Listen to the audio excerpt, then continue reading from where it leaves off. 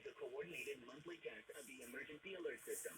Broadcasters in our area are testing the equipment that can quickly warn you in the event of emergencies. If this had been an actual emergency, such as flooding, high winds, or a chemical spill, official messages would have followed this sound. This station serves